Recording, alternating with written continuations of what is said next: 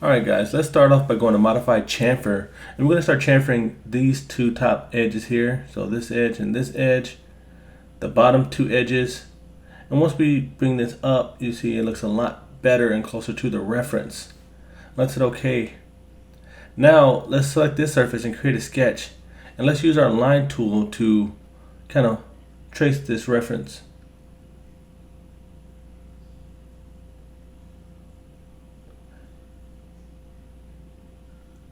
We're going to connect this. I noticed that I didn't connect these two, so I might have to just grab this and delete these. Now just go back to the line tool and just reconnect this.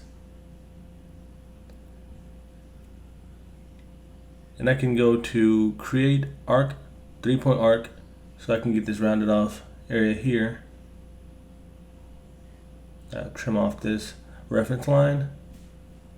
Now we can press pull this profile. I'm going to pull this in somewhere about here. That's a nice little indent. Now let's reselect this surface once again to create another sketch. I'm going to use the 2-point rectangle. I could just use the line tool all the way through, but I just want to switch it up. So I'll use a 2-point rectangle from this back right corner to somewhere around here. Now I'll switch to the line tool. Kind of follow this. And this is a bit difficult to watch, but just try to bear with me and kind of try to see what I'm doing. I'm holding shift and selecting these, and I'm going to press pull these at the same time to get a nice cut. And I'm going to reference this face here so it's even with it. Change it to new body, and let's press OK. Now let's combine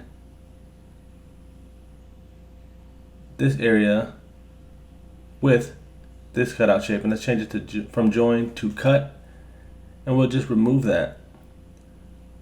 Now we can select this face here, and let's go to create sketch. Now I'm going to use my line tool to follow from this point all the way through this cutout shape. And what I'm doing now is closing this profile so I can have this same shape, but it all be connected as one, if that makes any sense. Now I'm going to shift select both of these, press pull, and I'm going to create a new body, guys, a new body. And let's just bring this out just a tiny bit. Let's hit OK. And this looks pretty good.